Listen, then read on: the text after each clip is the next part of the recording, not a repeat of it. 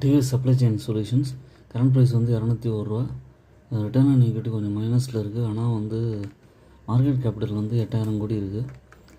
இது என்ன ஆச்சுன்னா, ஒரு லாங் பீரியடில் முன்னாடியே ஒரு ₹240 ரேஞ்சில் இருந்தது. நல்லா இறங்கிட்டு திரும்ப ஏற ஆரம்பிச்சிருக்கான். இது இன்னும் வந்து ஒரு திரும்ப பழைய ஹையான 240 போக வாய்ப்பு இருக்குது.